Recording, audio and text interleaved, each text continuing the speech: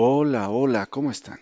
En el video anterior estuvimos trabajando nuestro amplificador operacional en una configuración no inversora, recordando que esta configuración básicamente lo que está haciendo es garantizando que los signos del voltaje de salida van a ser los mismos signos que tenemos en el voltaje de entrada.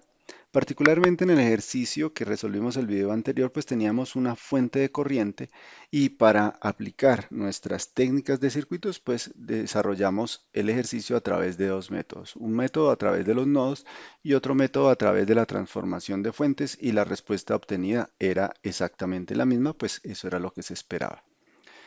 Pues bien, en esta ocasión vamos a estar trabajando el amplificador operacional, pero en una configuración sumador, que básicamente es una extensión de la configuración no inversora. ¿Por qué? Porque sobre la terminal inversora nosotros vamos a colocar unos voltajes de entrada cuyas corrientes, perdón, van a estar reguladas por estas resistencias y adicionalmente el voltaje de salida va a ser una suma ponderada de los voltajes de entrada y esa ponderación o los pesos que nosotros vamos a colocar van a depender tanto de las resistencias que nosotros vemos acá, R1, R2, R3, como de esta resistencia RF que nosotros tenemos. Pues bien, el ejercicio que vamos a resolver ya aparece en la descripción del video resuelto en un PDF. Adicionalmente vamos a tener un enlace para que usted pueda descargar libros de análisis o fundamentos de circuitos, descargas directas. Vamos entonces a encontrar la relación que existen entre ese voltaje de salida y los voltajes de entrada. Si nosotros aquí analizamos, nos damos cuenta que podemos hacer sobre este nodo una suma de corrientes y vamos a decir que la corriente I1, I2 e I3, la suma de esas corrientes de I1 más I2 más I3 va a ser igual a esta corriente I. Y esta corriente I, si nosotros nos damos cuenta por propiedades de los amplificadores operacionales ideales, sabemos que esta corriente es cero, entonces esa corriente va a estar viajando completamente por esta resistencia RF y es la que nosotros vamos a ver acá. ¿Qué quiere decir? Que aquí a nivel de nodos nosotros podríamos encontrar la corriente I1, que va a ser que la diferencia de tensión, ¿qué quiere decir? Vamos a suponer que aquí está el B sub A, que va a ser el mismo B sub A que tenemos acá. Entonces, la corriente I1 va a ser el B sub 1 menos el B sub A sobre la resistencia 1.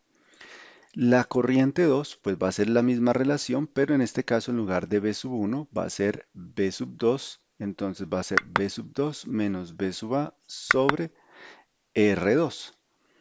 La corriente 3, entonces vamos a decir que va a ser B sub 3 menos B sub A sobre R3. Esta sería la suma de las corrientes que están entrando al nodo y va a ser igual a la corriente de salida, que en este caso va a ser I.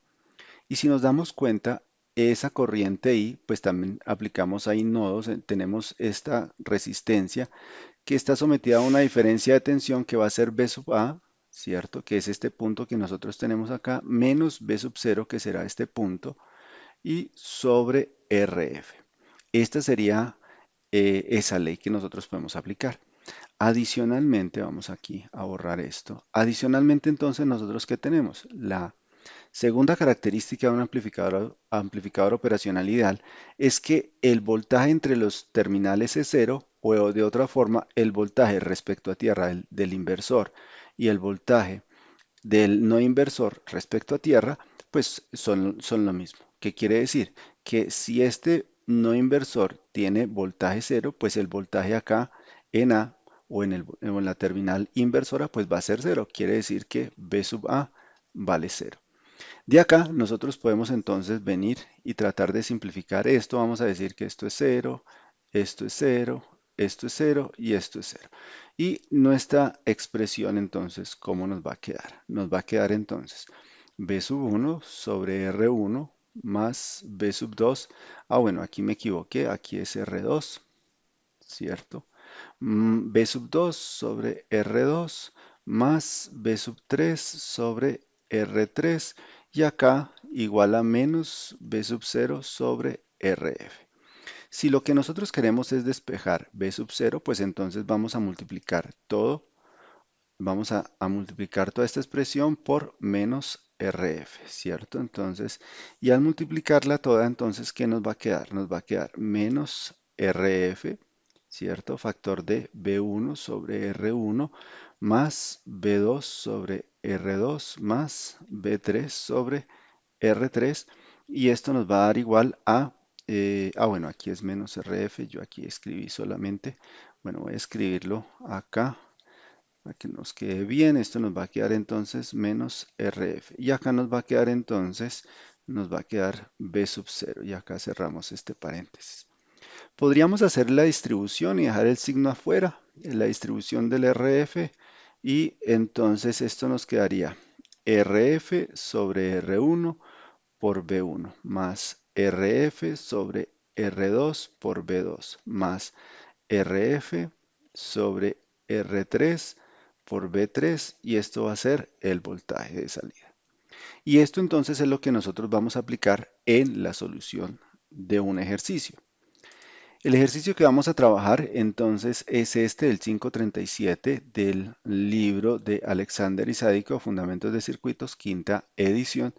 Y nos damos cuenta que nos están dando también tres voltajes. Recuerde que aquí pueden ser n voltajes y entonces lo único que tendríamos que seguir acá es con la secuencia R1, R2, R3, R4, R5, así hasta los números de resistencias y voltajes que allí tengamos.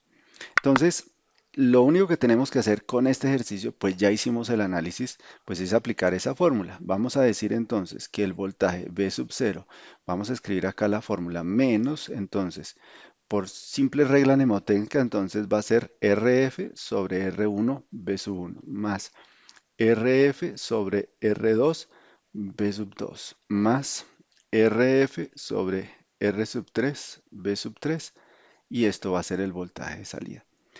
Y si vamos a reemplazar, entonces vamos a decir que esto es menos RF, pero acá tenemos que esta es la que se conoce como RF, 30 acá, mire que todo esto está en kiloohmio, kiloohmio, kiloohmio, entonces vamos a omitir las unidades y los cocientes entonces van a quedar sin dimensiones adimensionales. En este caso sería RF sería 30 sobre R1 que es 10, B1 que es 2 voltios, ¿cierto? Más RF que es 30 sobre 20, pero mire que aquí en este caso nos está indicando que el voltaje es negativo. Quiere decir que acá tenemos que colocar menos 2 voltios.